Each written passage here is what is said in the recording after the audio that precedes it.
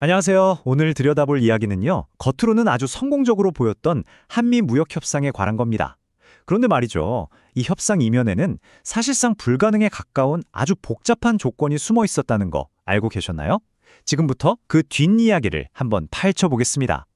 자, 이야기의 시작은 7월 31일로 거슬러 올라갑니다. 이때 한국 정부가 발표를 하나 하는데요. 들어보면 미국과의 무역 협상에서 정말 엄청난 성과를 거둔 것처럼 들립니다. 상호 관세를 25%에서 15%까지 낮췄다니 우리 수출 기업들한테는 정말 좋은 소식이었겠죠. 그런데 말입니다. 이 관세 인하라는 아주 달콤한 헤드라인 뒤에는 어마어마한 숫자가 숨어 있었어요. 바로 이겁니다. 3,500억 달러. 이게 뭐냐면 한국이 미국에 투자하기로 약속한 금액이에요. 3,500억 달러라니 정말 상상도 안 가는 규모죠?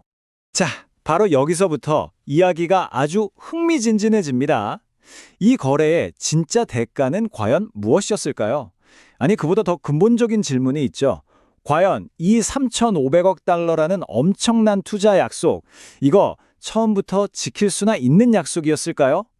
네, 이 3,500억 달러라는 약속이 왜 그렇게 큰 문제가 되는지 그 핵심을 알려면요, 당시 한국의 금고, 그러니까 재정 상황을 한번 들여다봐야 합니다. 자, 이 표를 좀 보세요. 계산을 한번 해보죠. 당시 우리나라가 비상금을 포함해서 가지고 있던 모든 달러, 즉 총 외환 보유고가 약 4,100억 달러 정도 됐어요. 그런데 여기서 미국에 투자하기로 한 3,500억 달러를 빼면 얼마가 남죠? 네, 고작 600억 달러입니다. 근데 문제가 뭐냐면 우리가 다른 나라랑 무역하고 하려면 최소한 900억 달러는 가지고 있어야 되거든요. 뭔가 이상하죠? 당장 쓸 돈도 부족해지는 상황인 거예요. 그러니까 핵심은 바로 이거예요. 이 약속을 지키는 순간 나라는 외환위기로 직행할 수밖에 없었다는 겁니다. 이건 선택의 문제가 아니라 그냥 재정적으로 불가능한 딜이었다는 거죠. 이런 말도 안 되는 재정적 딜레마에 빠지니까 당연히 다음 수순인 양국 정상회담도 아주 이상하게 흘러갑니다. 얼마나 이상했냐면요. 보통 정상회담하면 나오는 공동 성명이나 합의문 같은 게 아예 없었어요. 자, 이 불가능한 상황을 어떻게든 풀어보려고 우리 정부가 정말 기상천외한 역제안을 하나 내놓습니다. 내용을 한번 볼까요? 첫째, 미국이 우리한테 3,500억 달러를 빌려준다. 둘째, 우린 정부가 보증을 선다. 셋째, 우린 그 빌린 돈으로 다시 미국에 투자한다. 네? 이게 무슨 말이죠? 한마디로 니네한테 투자할 돈을 니네가 빌려줘! 라는 정말 듣도 보도 못한 제안을 한 겁니다. 결과는 당연했겠죠. 미국은 이 제안을 단칼에 거절한 것으로 알려졌습니다. 결국 정상회담을 앞둔 실무 협상은 그대로 멈춰버렸고요. 그런데 정말 기가 막힌 건 이 다음입니다. 합의도 결렬되고 아무런 성과도 없었는데 공식 발표는 정반대였어요. 대통령실 대변인이 뭐라고 했냐면 회담이 너무 잘 돼서 합의문이 필요 없을 정도였다고 했답니다. 와, 정말 현실과 동떨어진 설명이죠. 자, 협상은 완전히 꽉 막혀버렸고 약속을 지켜야 한다는 압박은 점점 더 심해졌습니다. 그래서 우리 정부가 마지막 카드로 보이는 아주 복잡한 금융기법 하나를 꺼내들게 됩니다. 바로 통화 스와프라는 묘수죠. 통화 스와프, 말이 좀 어렵죠? 아주 간단하게 설명해 드릴게요. 두 나라의 중앙은행이 서로 돈을 잠시 바꿔 쓰는 거예요. 예를 들어 우리가 급하게 달러가 필요하면 미국 중앙은행에 우리 원화를 맡기고 달러를 빌려오는 거죠.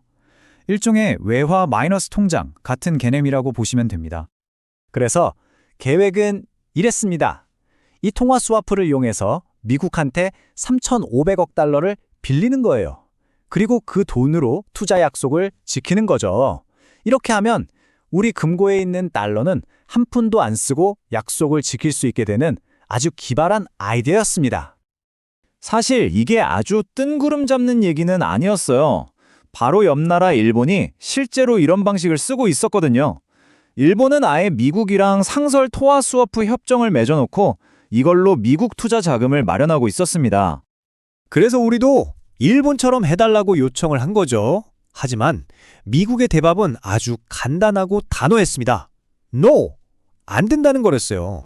결국 이 마지막 희망이었던 통화 스와프 카드마저 거절당하면서 이제 한국은 정말 피할 수 없는 아주 끔찍한 선택의 기로에 놓이게 됩니다. 앞으로 남은 길은 딱 두 가지였습니다. 하나는 약속을 지키는 거죠. 외환 보유고를 싹 다 털어서 투자를 하고 국가 금융위기를 맞는 겁니다. 다른 하나는 약속을 깨는 겁니다. 그럼 원래대로 25% 관세를 얻어맞고 어쩌면 다른 수출품까지 보복 관세를 맞을 수도 있겠죠. 이건 뭐 자료의 표현을 빌리자면 총에 맞거나 칼에 찔리거나 둘 중 하나를 고르라는 상황이나 마찬가지였습니다. 둘 다 끔찍하죠. 자, 오늘 이야기의 흐름을 한번 정리해 볼까요? 처음엔 엄청난 성과처럼 보였던 무역 협상이 있었죠. 근데 알고 보니 불가능한 투자 약속이 달려 있었고요. 그래서 돈 빌려서 투자할게 라는 역제안을 했지만 거절당했습니다. 정상회담은 아무런 합의 없이 끝났고요. 마지막 비장의 카드였던 통화 수합마저 실패했습니다. 결국 남은 건 무역 위기를 맞을 것인가 아니면 금융 위기를 맞을 것인가 하는 최악의 선택지뿐이었습니다. 말 그대로 경제적인 외통수에 몰린 거죠. 결국 이 자료가 우리에게 던지는 질문은 이겁니다. 우리가 흔히 말하는 힘든 협상이라는 것과 애초에 한쪽은 이길 수 없도록 판을 짜놓는 것, 그 둘 사이의 경계는 과연 어디에 있는 걸까요? 여러분은 어떻게 생각하시나요? 도움이 되셨다면 구독과 눌러주세요.